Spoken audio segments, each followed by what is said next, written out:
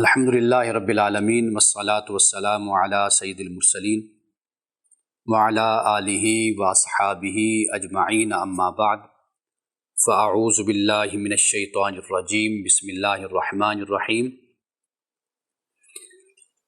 آج قرآن کا مطلوب انسان، اس کے تحت آج ہم بات کر رہے ہیں قرآن اور صدق و سچائی کی۔ یہ آج ہمارا موضوع ہے۔ قرآن مجید میں اللہ سبحانہ و تعالیٰ نے مومنین اور اپنے بندوں کا جہاں پہ ذکر کیا ہے تو وہاں پہ ان کی سچائی کا اور ان کے صدق کا اور ان کی صداقت کا ذکر کیا ہے۔ سب سے پہلے تو ہم اس بات کو سمجھیں کہ یہ صدق ہے کیا، یعنی اس کے بارے میں ہمیں معلوم ہونا چاہیے۔ حقیقت اور جو واقعہ ہے، یعنی حقیقت واقعہ آپ کہہ لیجئے اس کو، اس کا بیان صدق کہلاتا ہے۔ یعنی جو حقیقت میں موجود ہے آپ اس کو بیان کرتے ہیں اور اس کو مانتے ہیں تو اس کو صدق اور اس کو سچائی کہتے ہیں۔ یعنی کہ وہ شخص کے جو اپنی زبان سے اقرار کرتا ہے، مانتا ہے، اس کا باطن بھی اس کی تصدیق کر رہا ہوتا ہے۔ یعنی ہم اس کو یوں کہہ سکتے ہیں کہ ظاہر اور باطن کی تصدیق، یعنی باطن بھی ظاہر کی تصدیق کرتا ہے اور ظاہر باطن کی تصدیق کرتا ہے، تو یہ صدق ہے اور اس کو سچائی کہتے ہیں۔ یعنی صادق جسے ہم کہتے ہیں وہ سچا ہوتا ہے، یعنی وہ اپنی زندگی میں جھوٹ نہیں بولتا، سچ بولتا ہے۔ اور صدیق اس کو کہتے ہیں کہ جس کی زندگی خود سچ پر مبنی ہو، یعنی اس کی زندگی میں جھوٹ کا عمل دخل نہ ہو۔ حضرت ابو بکر رضی اللہ تعالی عنہ کا لقب ہے صدیق۔ یعنی صدیق آپ کو اس لیے کہا جاتا ہے کہ آپ نے رسول اللہ صلی اللہ علیہ وسلم کی رسالت اور نبوت کی سب سے پہلے آپ نے تصدیق کی تھی، یعنی آپ اس پر ایمان لائے تھے اور آپ نے رسول اللہ کو سچ مان کر، سچ جان کر، دل و جان سے آپ کو اللہ کا رسول اور اللہ کا نبی مانا تھا۔ رسول اللہ صلی اللہ علیہ وسلم خود عرب کے معاشرے میں صادق اور امین کے لقب سے مشہور تھے۔ جیسے تعمیر کعبہ کا واقعہ بیان کیا جاتا ہے کہ جب کعبہ تعمیر ہو گیا تو اس کے بعد حجر اسود کو نصب کرنے کا موقع آیا،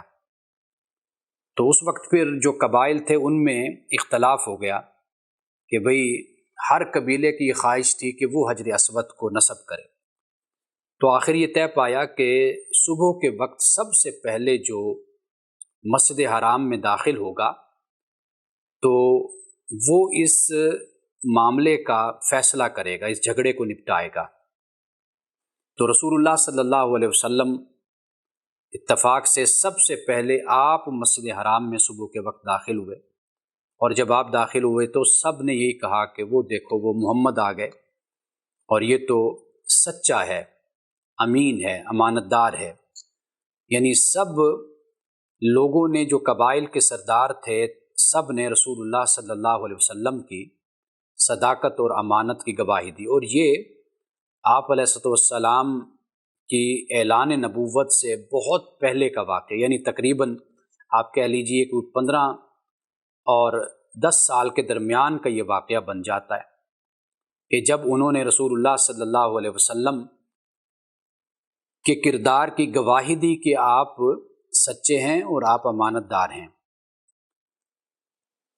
تو جب انسان کسی چیز کو مانتا ہے باطن سے، دل سے، تو اس کا اظہار اس کے عمل سے ہوتا ہے،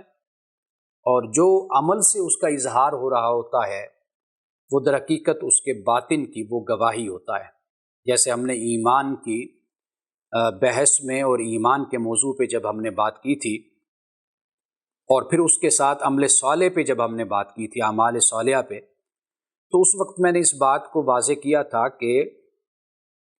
ظاہر سے سفر شروع ہوتا ہے باطن تک، اور باطن سے سفر شروع ہوتا ہے ظاہر تک۔ یعنی جب آپ ایمان اور اسلام کی بات کرتے ہیں تو اسلام کو آپ کہہ لیجئے اعمال صالحہ، یعنی جو ظاہر ہوتا ہے انسان کے مومن کے کردار اور اخلاق سے، تو وہ اعمال صالحہ ہی ہے، یعنی وہ اسے آپ اسلام کہہ لیجئے کہ عملی زندگی میں اللہ کی بارگاہ میں جھک جانا، سبمیشن، یہ اسلام ہے، اور دل سے جو ماننا ہے اس کو ہم ایمان کہتے ہیں۔ تو اسی طرح جو یہ سچائی ہے، ایک انسان جب یہ کہتا ہے کہ جی میں نے اللہ کو مانا، رسول اللہ صلی اللہ علیہ وسلم کی رسالت اور نبوت پر میں ایمان لایا، یا جو قرآن مجید نے ایک شرائط کو بیان کیا ایمان کے لیے، ارکان کو بیان کیا، تو وہ جب کہتا ہے کہ میں ان کو مانتا ہوں، تو اب اس کا علم کیسے ہوگا؟ تو واضح بات ہے کہ اس کی زندگی میں جو سچائی ہوگی اور اس کی زندگی میں جو اعمال صالحہ ہوں گے، وہ اسی بات کی دلیل ہوں گے کہ یہ جو اس نے کہا یہ اس کو ماننے والا ہے، یعنی واقعی یہ دل سے اس کی تصدیق کرتا ہے، اس کو سچ مانتا ہے۔ اب مثال کے طور پر دیکھیے کہ سورۃ مریم میں ہے کہ فخلف من بعدہم خلف اضاعوا الصلاۃ واتبعوا الشہوات فسوف یلقون غیا، کہا کہ انبیاء علیہ السلام کے بعد پھر ناخلف آ گئے۔ اب ناخلف جو ہیں، یعنی جو نااہل اور نکمے لوگ ہیں اور فسق و فجور میں مبتلا ہو جانے والے لوگ ہیں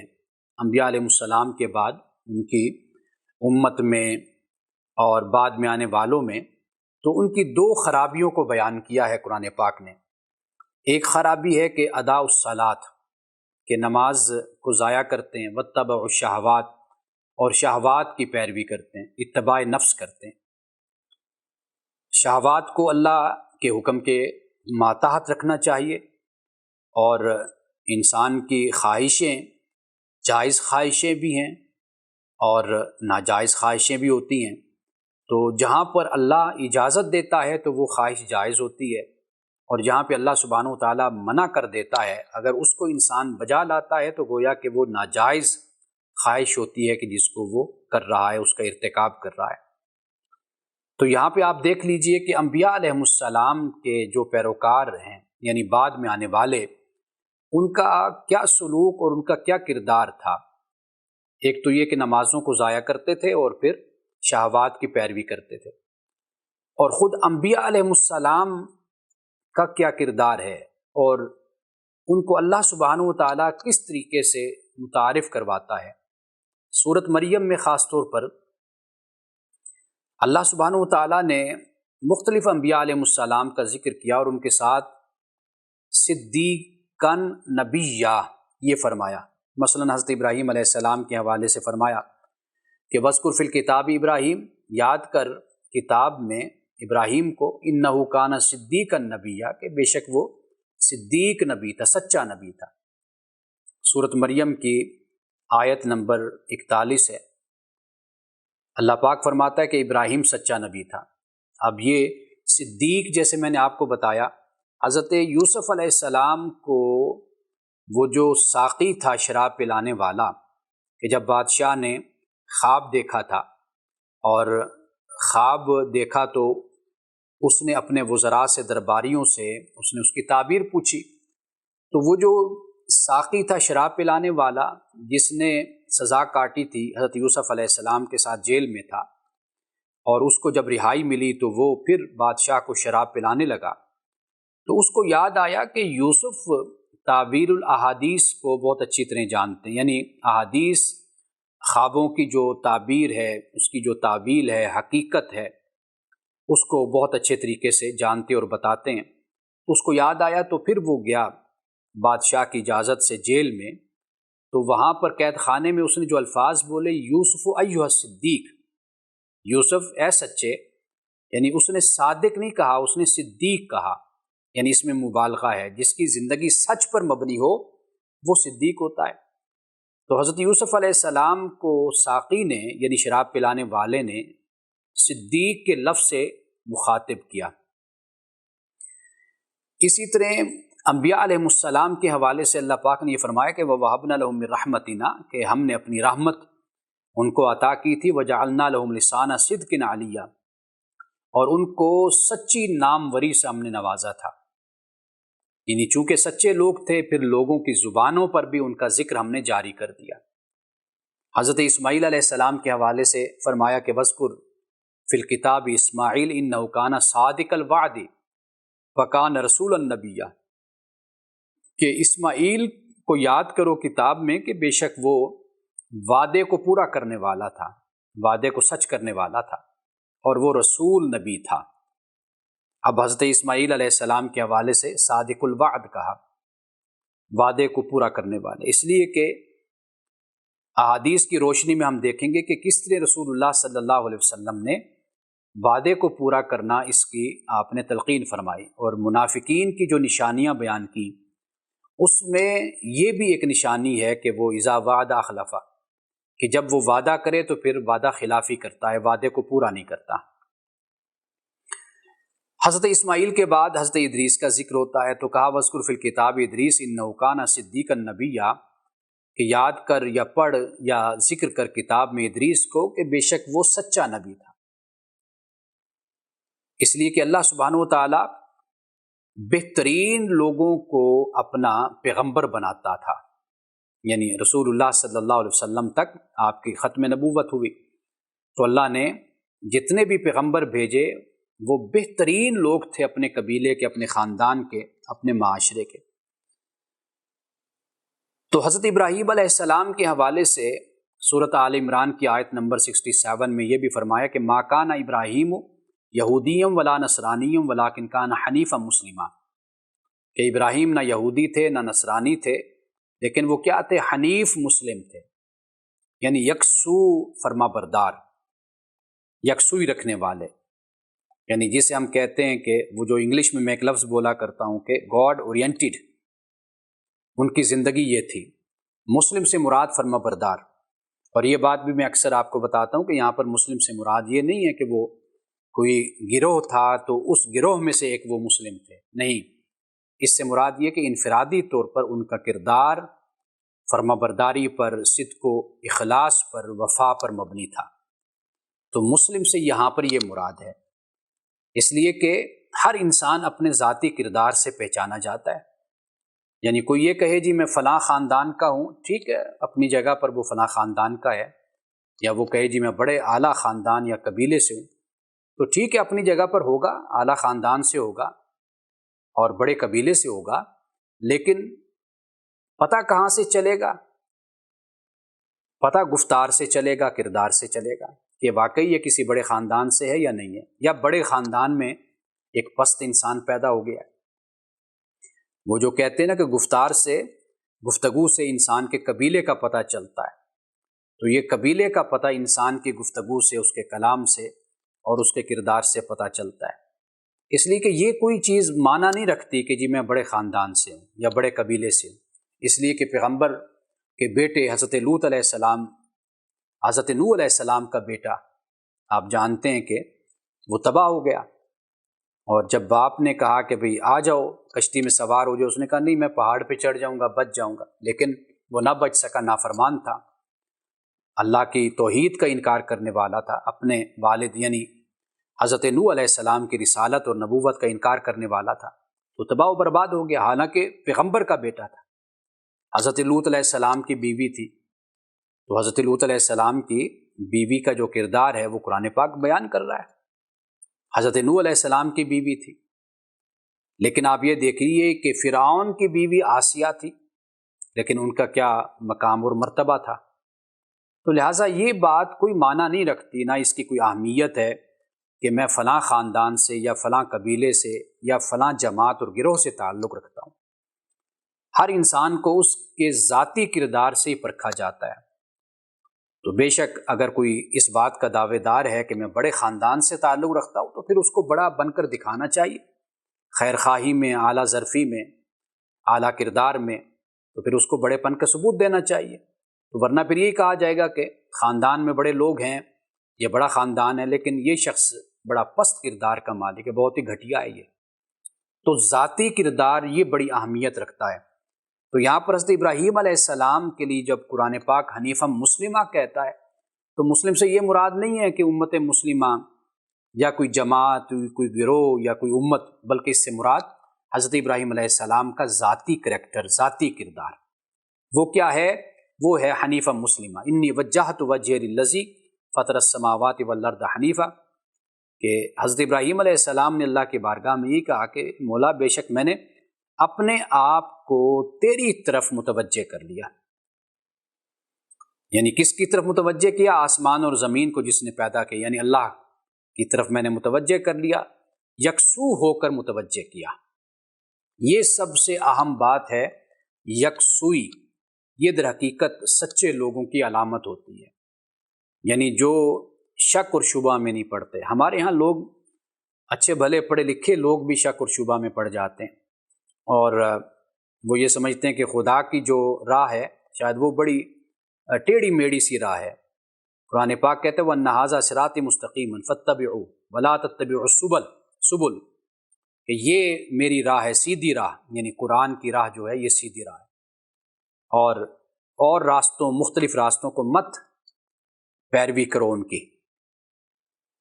قرآن کہتا ہے کہ اقوم کا لفظ قرآن استعمال کرتا ہے، جو بالکل پختہ سیدھی راہ ہوتی ہے، قرآن اس کو کہتا ہے وَأَنَّ هَٰذَا الْقُرْآنَ يَهْدِي لِلَّتِي هِيَ أَقْوَمُ، یہ سیدھی راہ، بالکل پختہ راہ۔ ایک تو ہوتے ہیں نا گڑے شڑے ہوتے ہیں اور ٹیڑھے میڑے راستے ہوتے ہیں زگ زیگ سے، یہ نہیں ہے۔ قرآن تو یہ دعویٰ کرتا ہے۔ باقی ہماری اپنی سوچ کے جو راستے ہوتے ہیں ان میں ٹیڑھا پن آ سکتا ہے۔ ہم جو کچھ اخذ کرتے ہیں، جو کچھ سوچتے ہیں، معاشرے میں دیکھتے ہیں، ہم یہ خیال کرتے ہیں کہ شاید صراط مستقیم جو ہے یہ شاید ٹیڑھی میڑھی ہے یا ٹوٹی پھوٹی ہے، تو ایسی بات نہیں ہے۔ قرآن پاک سے وابستگی، جتنی وابستگی آپ کے قرآن پاک سے ہوگی، قرآن کو آپ اپنی زندگی میں مرکزیت دیں گے، قرآن آپ کی زندگی کا محور بنے گا، تو آپ دیکھیں گے کہ آپ کو اطمینان اور سکون کی دولت آپ کو خود نصیب ہوتی چلی جائے گی۔ انسان میں فکری انتشار ہی ہوتا ہے نا، یعنی یہ جو انتشار ہے در حقیقت یہ انسان کو بے چین رکھتا ہے، اور اس انتشار کی وجہ در حقیقت جہالت ہوتی ہے۔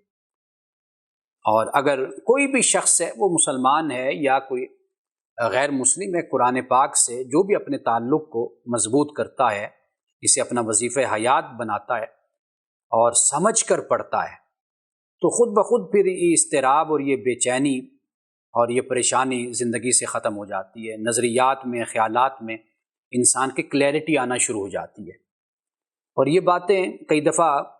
بتائی نہیں جا سکتی، نہ بتائی جاتی ہیں، یہ خود انسان جب اس راستے سے گزرتا ہے، کیونکہ اللہ کا کلام ہے تو ایک انسان کا کلام ہے، میں بات کو جس انداز سے بھی کہنا چاہوں، کھولنا چاہوں تو شاید میری بات میں کمی ہوگی، لیکن جب آپ خود ایک سرچشمہ سے رابطہ کریں گے تو وہ جو سرچشمہ آپ کی پیاس کو بجھائے گا وہ میں آپ کی پیاس کو نہیں بجھا سکتا۔ تو زندگی میں جب مرکزیت قرآن کو حاصل ہوگی تو آپ دیکھیں گے خود اطمینان ہوگا، خود اضطراب کا خاتمہ ہو جائے گا، خود انتشار فکری جو ہے وہ ختم ہو جاتا ہے۔ یہ جو تخیل میں رہنا ہے، خیالات کی باتیں، یہ خود بخود انسان سے دور ہوتی چلی جاتی ہیں۔ تیقن اور ایمان اور یقین کے مقام پر اور سطح پہ انسان آ جاتا ہے، اور یہی سکون کا باعث بنتا ہے۔ قرآن کا دعویٰ ہے ذالک الکتاب لا ریب فیہ، کہ اس کتاب میں کوئی فکری اضطراب اور بے چینی نہیں ہے، آپ اس کو پڑھو تو صحیح۔ تو ہمارا معاملہ یہ ہے کہ ہم دور رہتے ہیں سرچشمہ سے اور سمندر سے، اور پھر ہم کہتے ہیں کہ جی ہم پیاسے ہیں، تو پیاسا تو ہونا ہے خود ہی، اس لیے کہ طلبگار خود مطلوب کے پاس آتا ہے جس کو طلب ہوتی ہے۔ تو قرآن پاک کو اس طریقے سے پڑھنا اور سمجھنا چاہیے کہ قرآن پاک یہ بیان کرتا ہے کہ انبیاء علیہ السلام کی زندگی سچ پر مبنی تھی، اور وہ بہترین لوگ تھے۔ ان کے تعارف میں اللہ سبحانہ وتعالیٰ صدیق کا لفظ اور صدق، صادق، یہ لفظ اللہ پاک قرآن پاک میں بیان فرماتا ہے۔ اب یہ دیکھیے کہ اللہ نے جہاں پر تقویٰ کی بات کی ہے،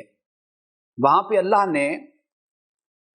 اسی تصدیق اور صدق کا بھی ذکر کیا ہے، مختلف مقامات ہیں۔ مثال کے طور پر دیکھیے، فرمایا یا ایھا الذین آمنوا اتقوا اللہ، اے ایمان والو اللہ کا تقوی اختیار کرو، اور وکونوا مع الصادقین، اور سچوں کے ساتھ ہو جاؤ۔ مراد یہ ہے کہ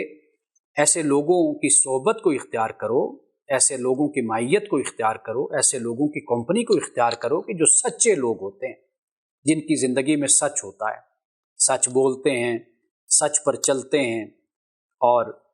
سچ کے مطابق اپنی زندگی کو گزارتے ہیں، ایسے لوگوں کی صحبت کو اختیار کرو۔ اس لیے کہ یہ جو صحبت ہے اور جو یہ مجلس ہے، یہ انسان کو بدل دیتی ہے۔ اگر یہ صحیح نہ ہو تو انسان کبھی بھی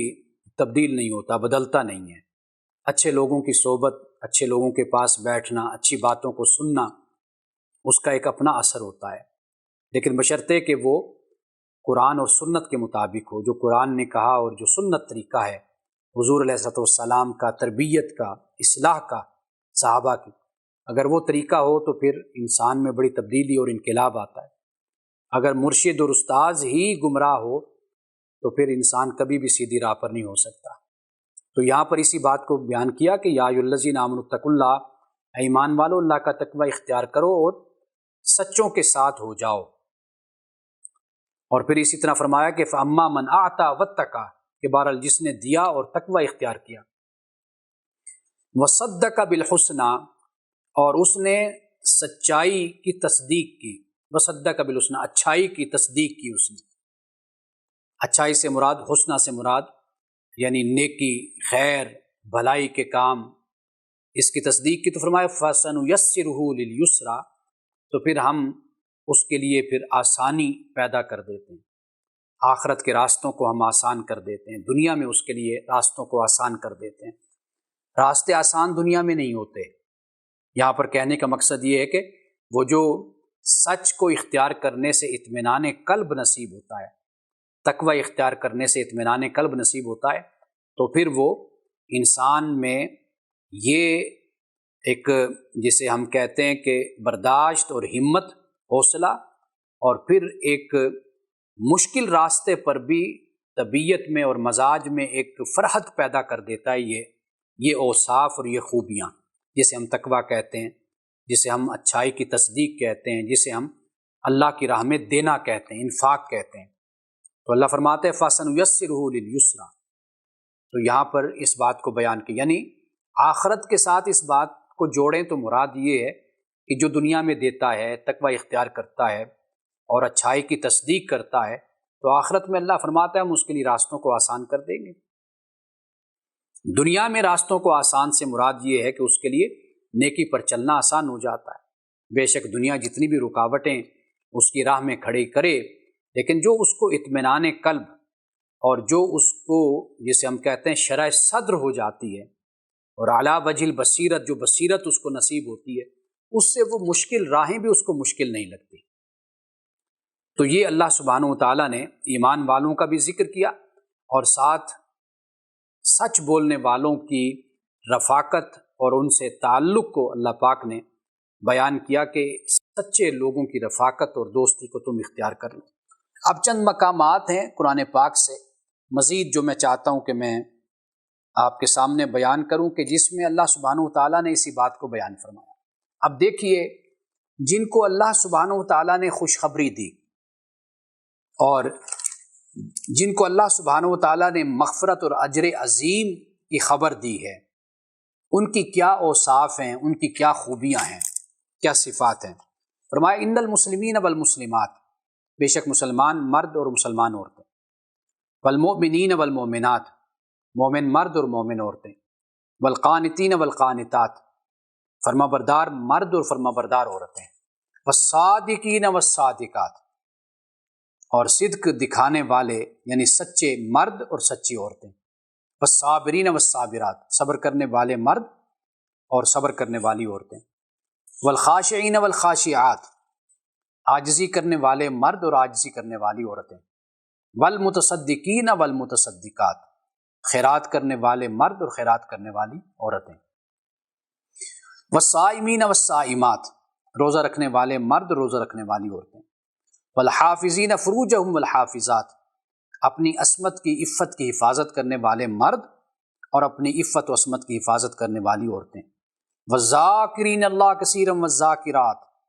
اور اللہ کو بہت یاد کرنے والے مرد اور بہت یاد کرنے والی عورتیں، اعد اللہ لہم مغفرۃ و اجرا عظیما، اللہ نے تیار کر دیا ان کے لیے مغفرت اور اجر عظیم۔ اب یہ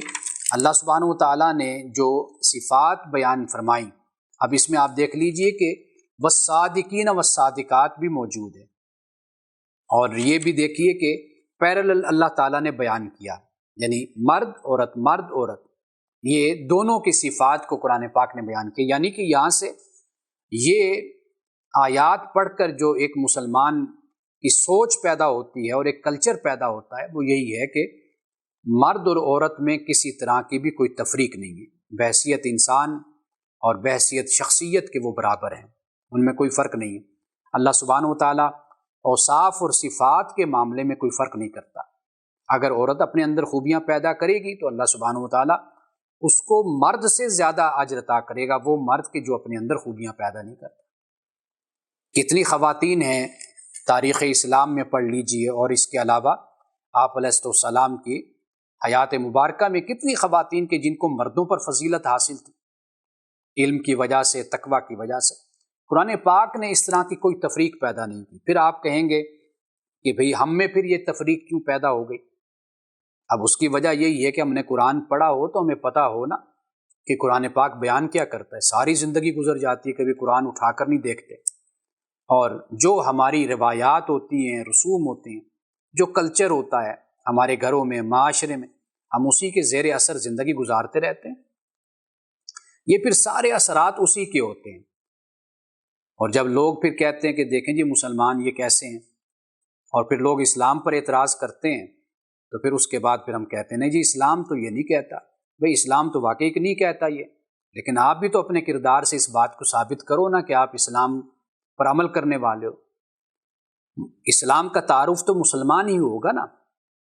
لوگ تو یہ سوال کریں گے یہ کیسا دین ہے کہ جس نے ایک مسلمان کو نہیں بدلا، ماننے والے کو نہیں بدلا، تو دوسروں کو کیا بدلے گا؟ لیکن بات پھر وہی آتی ہے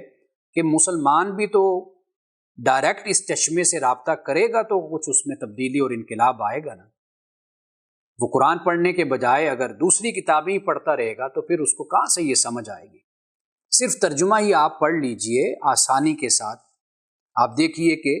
بات کتنی واضح ہو جاتی ہے۔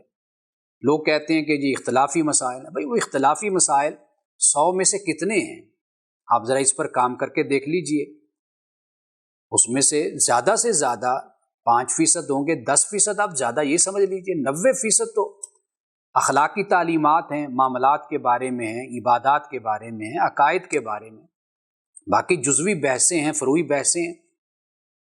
بدقسمتی سے اگرچہ وہ غالب اس وقت ہمیں نظر آتی ہیں، آپ میڈیا پہ دیکھ لیں، سوشل میڈیا پہ دیکھ لیں، یا آپ علماء کے درمیان دیکھ لیں، وہ فروعی مسائل کہ جن کا رسول اللہ کی زندگی میں وجود ہی نہیں تھا، صحابہ نے کبھی تصور بھی نہیں کیا ہوگا کہ اس طرح کی بحثیں بھی 1-2 صدیوں کے بعد شروع ہو جائیں گی مسلمانوں کے درمیان۔ تو ان بحثوں کو تو آپ ایک طرف رکھ دیجئے، آپ اصل مرکز سے اور سرچشمہ سے آپ رابطہ کیجئے، آپ پڑھیے قرآن کیا بیان کرتا ہے۔ تو دیکھیے قرآن پاک نے کتنے خوبصورت طریقے سے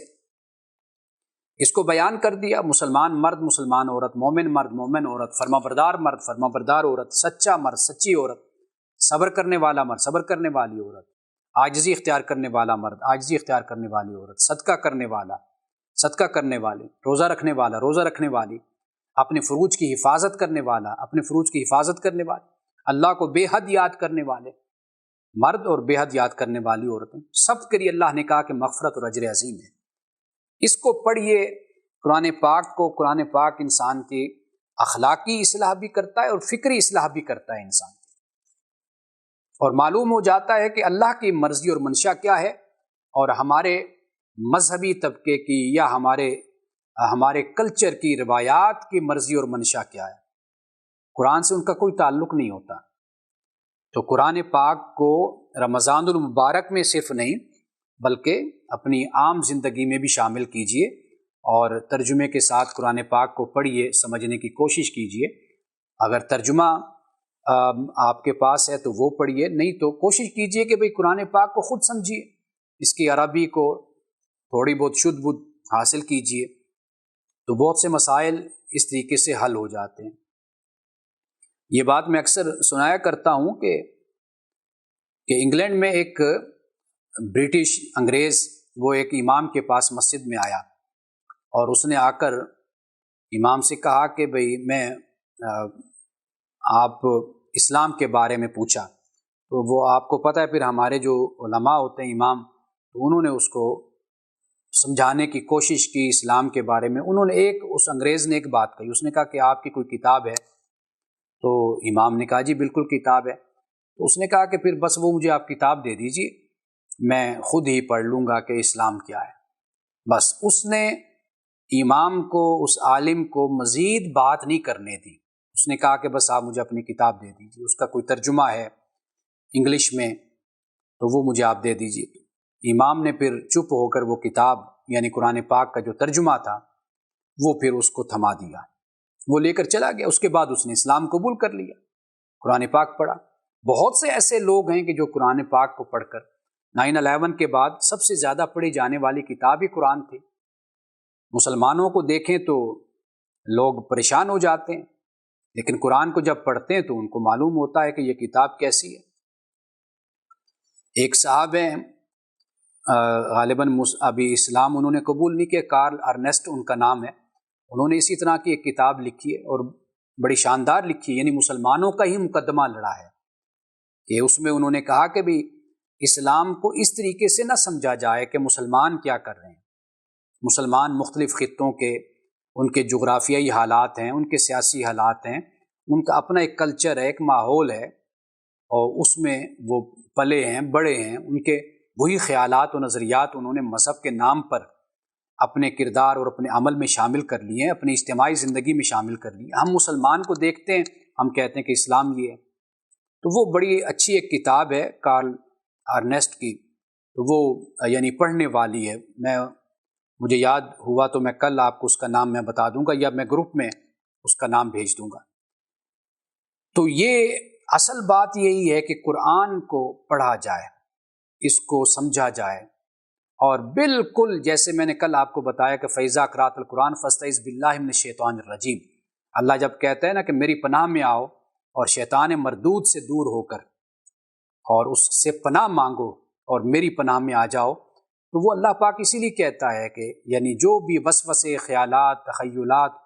جو کچھ ماضی میں تمہارے ذہنوں میں ٹھونسا گیا، ڈالا گیا، اس کو ایک طرف رکھ دو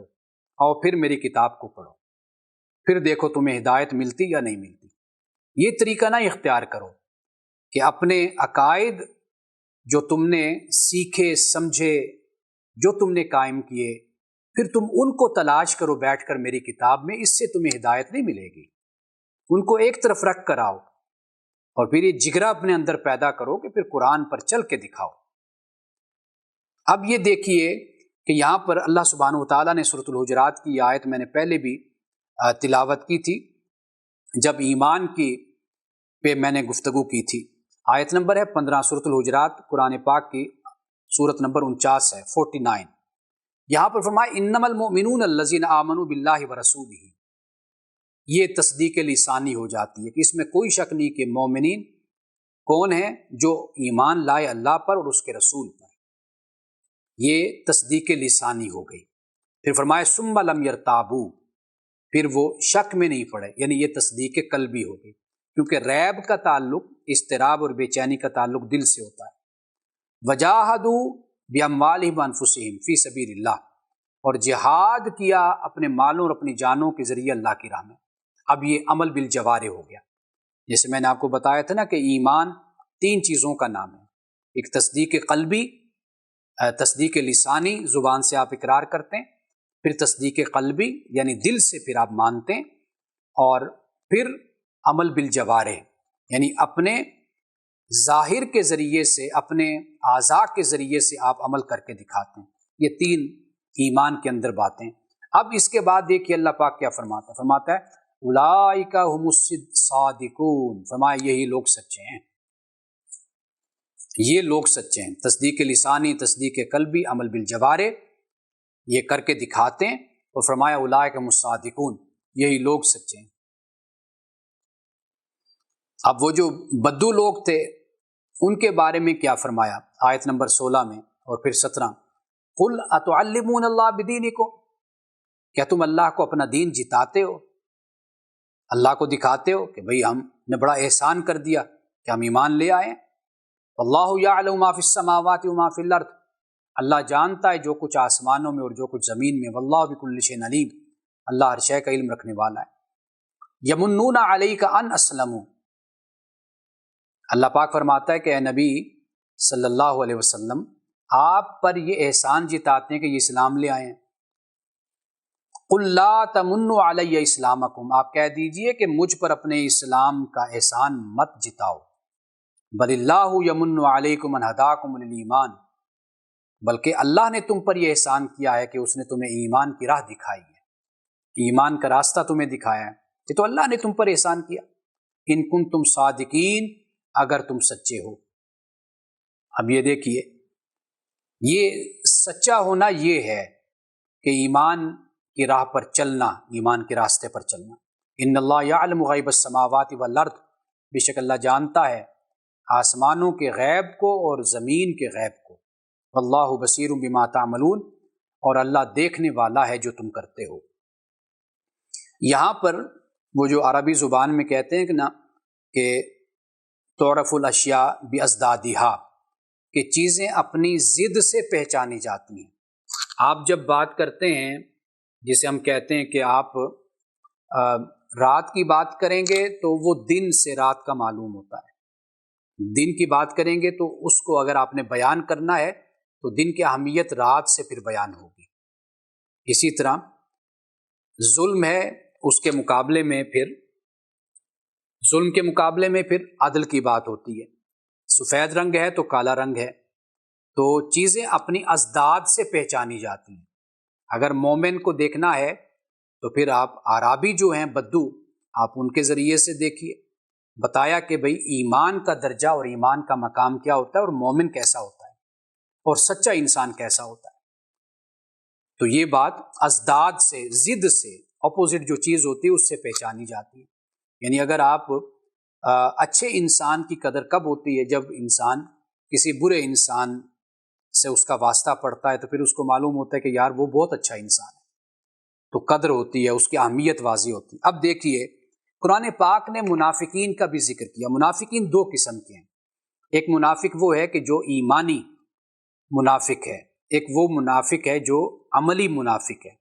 رسول اللہ صلی اللہ علیہ وسلم کے زمانے میں جو منافق تھے وہ ایمان کے لحاظ سے منافق تھے، اور پھر اس ایمان کا نفاق ان کے کردار میں بھی آ گیا۔ آج کے دور میں عملی منافق ہیں، یعنی ہم دل سے مانتے ہیں، اللہ کو، رسول کو مانتے ہیں، ہم کتابوں کو مانتے ہیں، ایمانیات کی جو مبادیات ہیں، بیسکس ہیں، فاؤنڈیشنز ہیں، ہم ان کو مانتے ہیں، لیکن نفاق کیا ہے، وہ اس کی نشانیاں، علامات رسول اللہ صلی اللہ علیہ وسلم نے بیان فرمائی، وہ حدیث کے باب میں جب میں بیان کروں گا تو وہاں پر میں آپ کو بتاؤں گا۔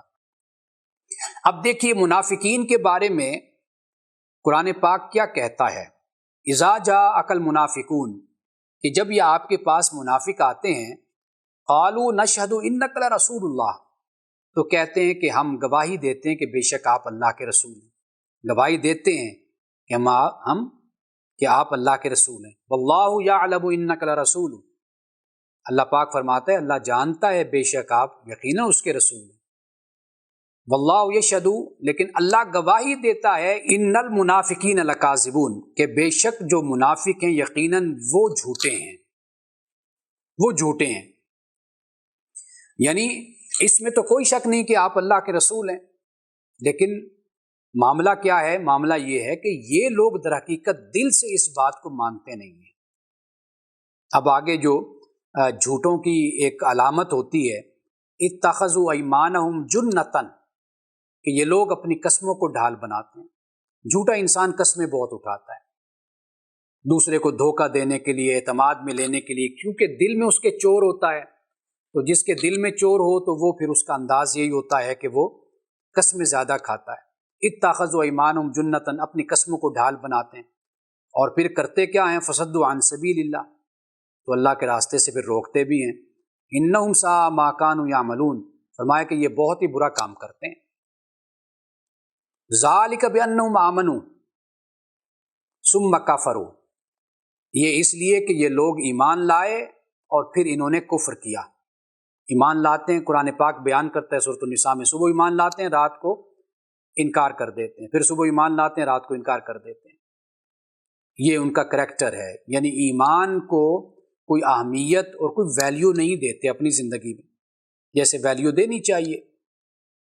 اب اللہ پاک کیا فرماتا ہے؟ فرمایا فَطُبِعَ عَلَىٰ قُلُوبِهِمْ، ان کے دلوں پر مہر لگا دی گئی، فَهُمْ لَا يَفْقَهُونَ، یہ سمجھتے نہیں ہیں۔ اب دیکھیے ترتیب کیا ہے، ایمان تو لائے پھر کفر کیا، ایمان کو اہمیت نہ دی، اب ان کے دلوں پر مہر لگی، یعنی ان کے عمل کا نتیجہ یہ ہے۔ ہم کہتے ہیں جی استاد نے فیل کر دیا، ہم یہ جملہ بولتے ہیں نا کہ استاد نے فیل کر دیا، حالانکہ استاد نے تو نہیں فیل کیا ہوتا، طالب علم کی کارکردگی ایسی ہوتی ہے کہ اس کا نتیجہ یہی نکلتا ہے کہ وہ فیل ہو جاتا ہے۔ تو منسوب ہم کس کی طرف کرتے ہیں؟ استاد کی طرف کرتے ہیں۔ جب اللہ فرماتا ہے طبع اللہ علی قلوبہم، اللہ نے ان کے دلوں پر مہر لگا دی، تو اللہ نے مہر کیوں لگائی؟ اس لیے کہ یہ لوگ ایمان لائے پھر انہوں نے کفر کیا، اور حق ان پر واضح بھی ہو گیا، پھر انہوں نے حق کا انکار بھی کر دیا، تو پھر اللہ تعالیٰ نے مہر لگائی۔ تو مہر در حقیقت اعمال کا نتیجہ ہوتا ہے۔ تو اس کی سب سے بڑی مثال، خوبصورت مثال یہی ہے کہ جو میں نے استاد کی آپ کو دی کہ استاد نے فیل کر دیا، استاد صاحب نے۔ اب وہ جو استاد نے فیل کیا ہوتا ہے وہ اصل میں شاگرد کی کارکردگی کا اور اس کے کاہلی، سستی، نااہلی اور نکمے پن کا نتیجہ ہوتا ہے جو استاد اس کو دیتا ہے۔ تو لیکن فیل کرنے کا جو ہم منسوب کرتے ہیں اس کو، یہ ہم استاد کی طرف کرتے ہیں۔ تو قرآن پاک میں اللہ سبحانہ و تعالیٰ نے اسی طرح بات کو بیان کی۔ یہ میں اس لیے خاص طور پہ کہہ رہا ہوں کہ ہمارے ہاں اس پہ بڑا اعتراض پیدا ہوتا ہے جب بھی قرآن پاک کا درس ہو یا کلاس ہو، کیونکہ جب ہم سورۃ البقرہ کو شروع کرتے ہیں اللہ یہ فرماتے ہیں ان الذین کفروا سواء علیہم انذرتم ام لم تنذرہم لا یؤمنون، کہ بے شک جن لوگوں نے کفر کیا برابر ہے آپ ان کو ڈرائیں یا نہ ڈرائیں، یہ لوگ ایمان نہیں لائیں گے۔ ختم اللہ علی قلوبہم وعلی سمعہم وعلی ابصارہم، اللہ نے مہر لگا دی ان کے دلوں پر، ان کی سماعت پر اور بصارت پر۔ پھر لوگ سوال کرتے ہیں جی اللہ نے ہی مہر لگا دی، لیکن یہ نہیں دیکھتے کہ پہلے اللہ نے کیا کہا، ان الذین کفروا، جن لوگوں نے کفر کیا، یہ اللہ نے یعنی پہلے انہوں نے یہ کفر کا آغاز کیا، نافرمانی کا، انکار کا اور انکار حق کا، اس پر ڈٹے رہے، اصرار کیا، حق واضح ہو گیا، پھر بھی سرکشی، بغاوت پر، تعصب پر، حسد پر ڈٹے رہے، پھر ان پر اللہ تعالیٰ نے انہی کے اعمال کا نتیجہ ان پر مسلط کر دیا۔ یہ ہے اصل میں۔ تو یہاں تک بات ہماری مکمل ہوئی کہ جب ہم قرآن مجید کو پڑھتے ہیں تو اللہ پاک جب صدق کی، صادق کی، صدیق کی بات کرتا ہے تو یہ پوری ایک مومن کی زندگی ہے کہ جو سچائی پر مبنی ہوتی ہے۔ سورۃ الفاتحہ کو جب ہم پڑھتے ہیں اس میں اللہ سبحانہ و تعالیٰ نے انعمت علیہم یہ فرمایا ہے، اہدنا الصراط المستقیم صراط الذین انعمت علیہم، ہمیں سیدھی راہ دکھا، کن کی؟ ان کی کہ جن پر تو نے انعام کیا۔ اب یہ انعام والے کون لوگ ہیں؟ ان کا ذکر پھر سورۃ النساء میں اللہ پاک نے فرمایا، وہ یہ کہ وَمَن یُطِعِ اللَّهَ وَالرَّسُولَ، جو اللہ اور اس کے رسول کی اطاعت کرتا ہے، فَأُولَٰئِکَ مَعَ الَّذِينَ أَنْعَمَ اللَّهُ عَلَيْهِمْ، جن پر اللہ نے انعام کیا ان کی معیت اس کو عطا ہوگی جو اللہ اور اس کے رسول کی اطاعت کرتا ہے۔ اب معیت یعنی کمپنی، مجلس، صحبت، جو اللہ اور اس کے رسول کی اطاعت کرتا ہے، انعام کے طور پر ان انعام یافتہ لوگوں کی صحبت نصیب ہوگی۔ اب اس میں آپ دیکھ لیجئے، پہلے فرمایا کہ نبیین، انبیاء علیہ السلام، دوسرے فرمائے صدیقین، جن کی زندگی سچ پر مبنی ہے اور عمل، جھوٹ کا کوئی عمل دخل ان کی زندگی میں نہیں ہے۔ تیسرا فرمایا شہداء، گواہی دینے والے لوگ، اور چوتھا فرمایا صالحین، جن کی اپنی زندگی صلح پر، اصلاح پر مبنی ہوتی ہے اور دوسروں کی وہ اصلاح کرتے ہیں، پہلے اپنی کرتے ہیں۔ وحسن اولئک رفیقا، فرمایا یہ کتنے اچھے رفیق ہیں، کتنے اچھے دوست ہیں کہ جن کی رفاقت نصیب ہوگی ایمان والوں کو، اللہ اور اس کے رسول کی اطاعت کرنے والوں کو۔ تو یہاں پر آپ دیکھیے کہ اللہ سبحانہ و تعالیٰ نے نبیین کے بعد صدیقین کا ذکر کیا ہے، اور یہ صدیقین کی جماعت کون ہے؟ یہ سب سے پہلی جماعت یہ رسول اور انبیاء کے جو صحابہ ہیں، رفقا ہیں، یہ ان کی جماعت ہے۔ ان کو آپ انصار کہہ لیجئے، ان کو حواری کہہ لیجئے، ان کو آپ اصحاب رسول کہہ لیجئے، یہ وہ جماعت ہے، سب سے پہلی جماعت جن کو قرآن پاک نے کہا صدیقین ہیں۔ اس سے بڑھ کر اور کیا گواہی ہو کہ اپنا مال، اپنی جان، اپنی اولاد، اپنا کاروبار، تجارت، سب کچھ اللہ کے ایک حکم پر قربان کر دیا۔ اتنا جگرا اور اتنا حوصلہ انسان کو چاہیے، یہ اسی میں حوصلہ ہوتا ہے کہ جو سچا انسان ہوتا ہے، یعنی جو وہ کہتا ہے وہ اس پر عمل کر کے دکھاتا ہے۔ تو قرآن پاک نے نبیین کے بعد صدیقین کا ذکر کیا ہے۔ اب اس کے بعد چند احادیث میں آپ کے سامنے بیان کرتا ہوں جو اسی صدق اور سچائی کے حوالے سے ہے۔ سب سے پہلی یہ حدیث میرے سامنے ہے، حضرت ابو ہریرہ رضی اللہ تعالی عنہ روایت کرتے ہیں کہ قال رسول اللہ صلی اللہ علیہ وسلم، کہ رسول اللہ صلی اللہ علیہ وسلم نے امرنی ربی، کہ آپ نے مجھے ارشاد فرمایا، یا مجھے رسول اللہ نے فرمایا کہ مجھے میرے رب نے حکم دیا۔ اب حکم کیا ہے؟ فرمایا کہ میرے رب نے مجھے 9 باتوں کا، بتسعین، 9 باتوں کا حکم دیا۔ پہلی بات فرمائی کہ اللہ نے مجھے حکم دیا کہ ظاہر اور چھپی ہر حالت میں اللہ پاک سے ڈروں، کیونکہ لوگ ظاہری طور پر تو اپنے آپ کو بہت زیادہ دکھاتے ہیں کہ ہم ڈرنے والے ہیں، لیکن خلوت میں اللہ سے نہیں ڈرتے۔ تو فرمایا کہ مجھے اللہ نے حکم دیا کہ ظاہری طور پر اور خلوت میں اللہ سے ڈروں، ہمیشہ سچ بولوں، چاہے وہ غصے کی حالت ہو یا وہ رضامندی کی حالت ہو، خوشی کی حالت ہو، کوئی بھی حالت ہو، میں سچ بولوں۔ اور فرمایا کہ امیری اور غریبی دونوں حالتوں میں میانہ روی اختیار کروں، یعنی کبھی بھی اپنی چادر سے اپنے پاؤں باہر نہ لے کر جاؤں، چادر کے اندر رکھوں، اس سے تعلق جوڑوں جو مجھ سے تعلق توڑے، یعنی صلہ رحمی جس کو کہتے ہیں، قطع رحمی نہ کروں، جو مجھے محروم کرے اسے عطا کروں۔ اور فرمایا کہ ظلم اور زیادتی کرنے والوں کو معاف کروں، خاموشی کی حالت میں غور و فکر کروں۔ یعنی یہ جو فرمایا نا ظلم اور زیادتی کرنے والوں کو معاف کروں، اس کا مطلب میری اپنی ذات سے تعلق ہے۔ اگر اس کا جرم ایسا ہے کہ جو اجتماعی طور پر پورے معاشرے کو اضطراب میں مبتلا کر دیتا ہے، بے چینی میں مبتلا کر دیتا ہے، تو پھر اس کا معاملہ مختلف ہے۔ تو یہاں پر ظلم اور زیادتی سے یہ مراد ہے کہ جس کا میری ذات سے تعلق ہے میں اس کو معاف کر دیتا ہوں۔ اور خاموشی کی حالت میں فرمایا کہ غور و فکر کروں، اور جب بولوں تو اللہ پاک کا ذکر کروں، اور میری نظر میرا دیکھنا وہ سبق حاصل کرنے کے لیے ہو، یعنی عبرت میں حاصل کروں، دنیا پہ نظر ڈالوں تو میں اس سے عبرت حاصل کروں۔ عبرت سے مراد یہ ہے کہ میں انجام کو دیکھوں اور اپنے آپ کو ایک صالح اور اپنے آپ کو اللہ کا فرمانبردار بندہ بناؤں۔ اب حضرت ابو سفیان رضی اللہ تعالیٰ عنہ جب ابھی مسلمان نہیں ہوئے تھے تو ہرقل نے ان سے یہ پوچھا تھا، مسلمان ہونے سے پہلے یہ پوچھا، ابھی مسلمان نہیں ہوئے، کہ جو پیغمبر ہیں یعنی رسول اللہ صلی اللہ علیہ وسلم، ان کے بارے میں پوچھا کہ وہ کس بات کا حکم دیتے ہیں۔ تو ابو سفیان نے اس وقت کہا کہ بھئی میں نے کہا کہ امرکم بالصلاۃ، کہ وہ رسول حکم دیتا ہے نماز کا، والصدق سچائی کا، اور والعفاف پاک دامنی کا، والوفاء اور وعدہ پورا کرنے کا، اور فرمایا کہ واداء الامانتی، اور امانتوں کی ادائیگی کا حکم دیتا ہے۔ اب نماز کا ذکر ہے، لیکن اس کے ساتھ جتنی باتیں آپ آگے دیکھیے ان سب باتوں کا معاشرت کے ساتھ تعلق ہو جاتا ہے، یعنی معاشرت ہماری عملی زندگی سے اس کا تعلق جڑ جاتا ہے۔ یہاں پر کتنی باتوں کو بیان کیا؟ 6 باتوں کو بیان کیا، صلاۃ کا، صدق کا، عفاف کا، وفا بالعہد کا،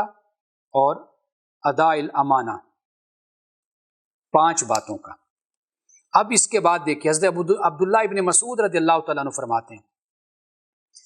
کہ رسول اللہ صلی اللہ علیہ وسلم نے فرمایا کہ سچ بولنے کو اپنے اوپر لازم کر لو، کیونکہ ہمیشہ اور پابندی کے ساتھ سچ بولنا نیکی کی طرف لے جاتا ہے،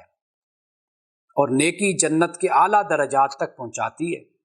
یعنی گویا کہ سچ بولنا انسان کو جنت میں لے جاتا ہے۔ اور فرمایا کہ اور یاد رکھو جو شخص ہمیشہ سچ بولتا ہے اور ہمیشہ سچ بولنے کی کوشش کرتا ہے تو وہ اللہ کے ہاں صدیق لکھا جاتا ہے، حتیٰ یکتب عند اللہ صدیقا، کہ اللہ کے ہاں اس کو صدیق لکھا جاتا ہے۔ اور پھر فرمایا کہ تم اپنے آپ کو جھوٹ بولنے سے باز رکھو، کیونکہ جھوٹ بولنا گناہ کی طرف لے کر جاتا ہے، اور گناہ دوزخ کی آگ میں دھکیلتا ہے۔ اور یاد رکھو جو شخص بہت جھوٹ بولتا ہے اور زیادہ جھوٹ بولنے کی کوشش کرتا ہے تو اللہ تعالیٰ کے ہاں کذاب وہ لکھا جاتا ہے۔ کذاب کا مطلب ہے بہت زیادہ جھوٹ بولنے والا، اور صدیق کا مطلب میں نے آپ کو بتایا کہ جس کی زندگی صدق پر، سچائی پر مبنی ہوتی ہے، جھوٹ کا کوئی عمل دخل اس کی زندگی میں نہیں ہوتا۔ اب یہ دیکھیے حضرت عبداللہ ابن عمر رضی اللہ تعالیٰ عنہ روایت کرتے ہیں، کہتے ہیں کہ رسول اللہ صلی اللہ علیہ وسلم سے عرض کیا گیا کہ کون سا آدمی افضل ہے، ای الناس افضل، زیادہ فضیلت والا کون سا انسان ہے؟ فرمایا کل مخموم القلب صدوق اللسان، فرمایا کہ صاف دل اور زبان کا سچا، جس کا دل صاف ہو، کسی کے لیے بغض، کینہ اور حسد نہ رکھے، اور زبان کا بھی سچا ہو، فرمایا کہ یہ زیادہ فضیلت والا ہے۔ لوگوں نے عرض کی کہ صدوق اللسان نعرفہ، کہ ہم زبان کے سچے کو تو ہم پہچانتے ہیں، یعنی زبان سے سچ بولے گا ہمیں پتہ ہوگا کہ یہ زبان کا سچا ہے۔ فرمایا عرض کیا فما مخموم القلب، یا رسول اللہ صلی اللہ علیہ وسلم صاف دل کون ہے، کیسے پتہ چلے کہ وہ صاف دل ہے؟ فرمایا کہ هو التقی النقی، کہ جو پرہیزگار ہے اور پاک صاف ہے، لا اسم فی، جس کے دل میں کوئی گناہ نہیں ہے، ولا بغیا، نہ بغاوت ہے، یعنی بغاوت سے مراد یہ کہ حد سے بڑھنا نہیں ہے، ولا غلہ، نہ بغض ہے، ولا حسد، نہ حسد ہے۔ تو آپ نے فرمایا کہ یہ صاف دل وہ ہوتا ہے، یعنی اس کا بھی اظہار تو واضح بات ہے کہ پھر کریکٹر صحیح ہوگا، لیکن رسول اللہ صلی اللہ علیہ وسلم نے بالکل جدا صفات بتائیں اس کی کہ جس کا دل صاف ہوگا۔ فما مخموم القلب، صاف دل کون ہے؟ تو فرمایا هو التقی النقی، پرہیزگار، پاک صاف، لا اسم فی، کہ جس میں گناہ نہیں ہے جس کے دل میں، ولا بغیا، نہ بغاوت ہے، حد سے بڑھنا ہے، ولا غلہ، اور نہ کوئی ہیر پھیر، نہ دھوکہ، نہ بغض، ولا حسد، نہ حسد۔ حضرت عبداللہ ابن عمر رضی اللہ تعالیٰ عنہ روایت کرتے ہیں، بیان کرتے ہیں کہ رسول اللہ صلی اللہ علیہ وسلم نے فرمایا، یہ حدیث خاص طور پر تاجروں کے لیے، فرمایا کہ التاجر الامین الصدوق المسلم مع الشہداء یوم القیامہ، فرمایا کہ سچا امانت دار تاجر قیامت کے دن شہداء کے ساتھ ہوگا۔ شہداء کا کتنا بڑا درجہ ہے، لیکن جو سچا ایماندار تاجر ہے، سچا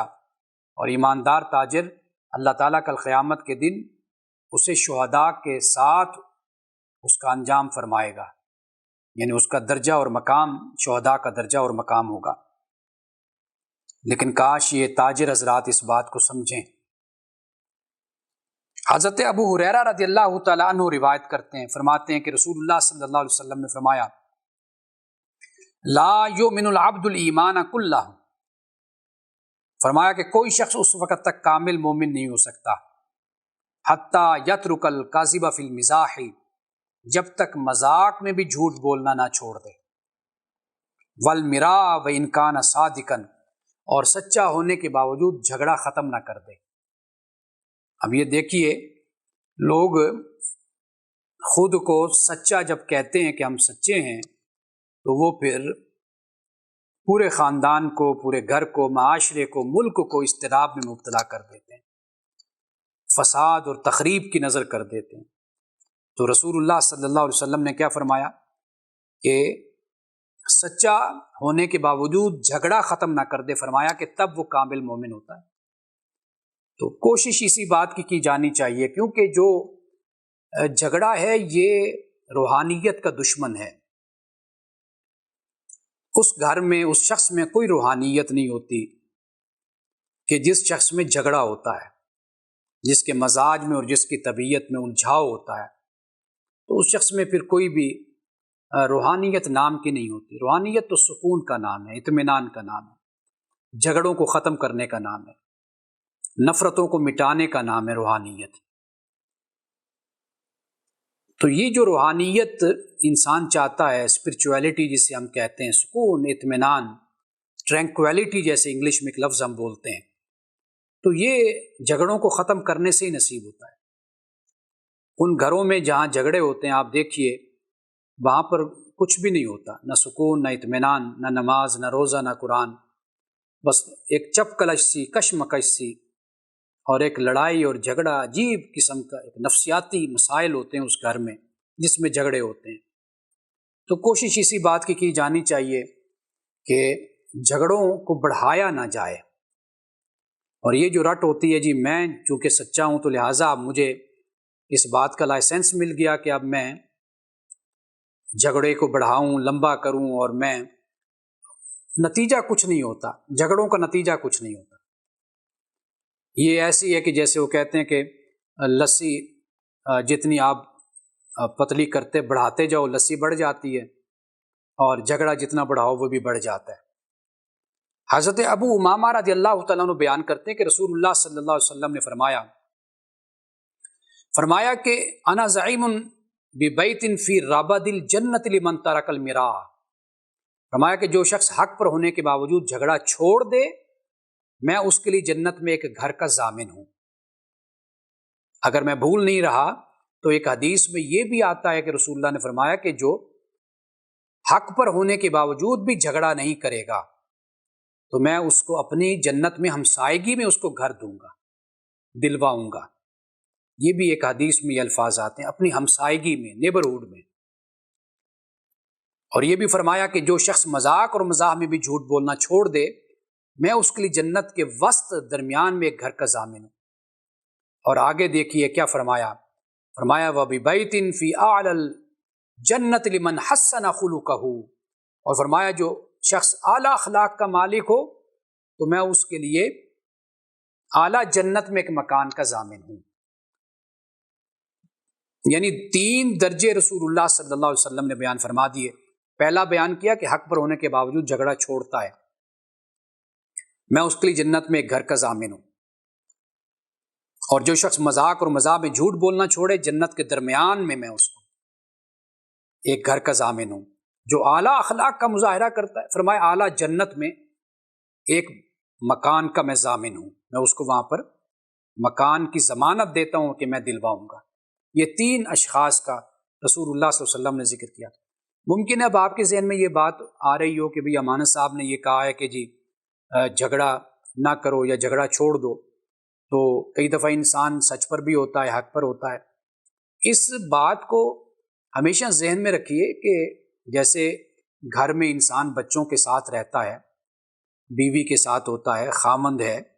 اور بہن بھائی ہوتے ہیں، ایک مل جل کے رہنے کا ایک نظام ہوتا ہے۔ آپ دیکھیے کہ وہاں پر جو اگنور کرنا ہوتا ہے، اعراض کرنا یا خاموشی اختیار کرنا، وہ بہت سے مسائل کو حل کر دیتا ہے۔ یہ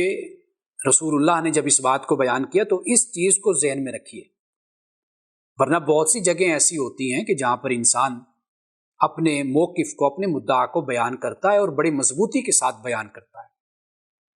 اس میں کوئی شک نہیں ہے۔ ہم باتوں کو خلط ملط کر دیتے ہیں۔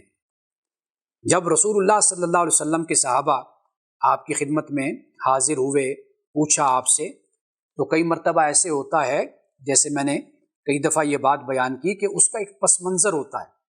کوئی صحابی آپ کے پاس آئے، جیسے میں نے کسی درس میں آپ کو بتایا تھا کہ ایک صحابی نے آپ سے پوچھا یا رسول اللہ صلی اللہ علیہ وسلم کوئی مجھے اچھی بات مختصر طور پہ بتائی، فرمایا غصہ چھوڑ دے. اب وہ بار بار یہی بات پوچھتے رہے، رسول اللہ نے یہی فرمایا غصہ چھوڑ دو، غصہ چھوڑ دو. اسی طرح اگر کسی صحابی نے آ کر پوچھا کہ مجھے بہترین عمل بتائیے تو فرمایا کہ والدین کا ادب کرو، حسن سلوک سے پیش آؤ، ان کی خدمت کرو. یہ جو بر کا لفظ عربی زبان میں بولتے ہیں اس کا مطلب وفاداری ہوتا ہے، یعنی والدین کے ساتھ وفاداری کرو جس طرح انہوں نے تیرے ساتھ وفاداری کی ہے. ان کی خدمت کرو، ان کو خوش رکھو، وفا شعاری دکھاؤ. تو یہ حسب حال بھی رسول اللہ صلی اللہ علیہ وسلم نصیحت فرماتے تھے. اگر کسی نے اپنی اولاد کے حق کے معاملے میں کچھ کمی بیشی کی تو اس کو اس طرح وصیت فرما دی. اولاد کے بارے میں لوگوں میں تمہیں خبردار کرتا ہوں، اولاد کو اس کا حق دیا کرو. کسی نے بیوی کے معاملے میں کوئی حق تلفی کی تو اس کو بیویوں کے بارے میں خبردار کیا. کسی نے غلاموں اور لونڈیوں کے بارے میں کچھ کمی بیشی کی تو آپ نے کہا کہ لوگوں میں تمہیں نصیحت کرتا ہوں کہ اپنے غلاموں اور لونڈیوں کا خیال کیا کرو. تو یہ اسلوب اور یہ انداز اس کا ایک پس منظر ہوتا ہے. جب رسول اللہ صلی اللہ علیہ وسلم یہ فرماتے ہیں کہ جھگڑا چھوڑ دو، ہم میں سے ہر کوئی کہتے ہیں جی میں حق پر ہوں تو میں کیوں اپنی بات کو چھوڑوں، میں کیوں خاموش ہوں، آپ اس کو کیوں نہیں کہتے، وہ کیوں نہیں چپ ہو جاتا. یہ ایک عمومی طور پر گھروں میں ایک چپ کلش کا ماحول ہوتا ہے. تو وہاں پر طریقہ یہی ہے تربیت کا کہ خاموشی سب سے بہتر علاج ہوتا ہے. جیسے سورۃ یوسف ہم پڑھیں گے تو حضرت یوسف علیہ السلام جب قید خانے سے باہر ہیں تو آپ کو عزیز مصر کی بیوی ہے یا دوسری عورتیں جو ہیں وہ آپ کو اپنی طرف سیڈیوس کرتی ہیں، متوجہ کرتی ہیں. آپ نے کیا اللہ تعالیٰ سے کہا یا اللہ مجھے جیل قید خانہ میرے لیے بہتر ہے اس سے کہ جس کی طرف یہ مجھے دعوت دیتی ہیں. اس سے کیا ہوا؟ اس سے یہ کہ آپ نے ماحول کو بدل لیا. یعنی اگر اسی ماحول میں رہتے تو عرض کی مولا کہ ممکن ہے کہ میں جاہلوں میں سے ہو جاؤں تو مجھے جیل میرے لیے بہتر ہے، میں تیری بارگاہ میں دعا کرتا ہوں. تو گویا کہ جھگڑے کا مسئلے کا حل یہ بھی ہوتا ہے کہ انسان منظر سے ہٹ جاتا ہے، ایک طرف ہو جاتا ہے، اپنے کمرے میں چلا گیا، جگہ بدل لی تو اس سے بھی جھگڑے ختم ہو جاتے ہیں. اب یہ دیکھیے رسول اللہ صلی اللہ علیہ وسلم نے آخری حدیث یہ میں بیان کر کے اپنے گفتگو کو مکمل کرتا ہوں اور مختصر حدیث میں آپ کے سامنے رکھتا ہوں اور وہ روزے کے حوالے سے بھی ہے کہ فرمایا ملم یدع قول الزور والعمل به، فرمایا کہ جس شخص نے روزے کی حالت میں جھوٹ بولنا اور برے عمل کرنا نہ چھوڑا، یعنی جھوٹ بولنا اور جھوٹ پر عمل کرنا نہ چھوڑا، فرمایا فلیس للہ حاجۃ ان یدع طعامہ و شرابہ، تو اللہ کو پھر کوئی اس کی حاجت ضرورت نہیں ہے کہ وہ اپنا کھانا پینا چھوڑ دے. تو روزے کی حالت میں جھوٹ بولنا یعنی یہ پریکٹس انسان کرے تاکہ یہ جو 10 گھنٹے 12 گھنٹے بنتے ہیں کم از کم یہ انسان سچائی کے ساتھ گزارے. یہ ایک تربیت رمضان میں انسان کی ہوتی ہے کہ پھر باقی زندگی میں بھی انسان صدق پر اور سچائی پر اپنی زندگی کو قائم کر لیتا ہے. بارک اللہ لنا ولکم فی القرآن العظیم ونفعنا وإیاکم بالآیات والذکر الحکیم. صدق اللہ العظیم.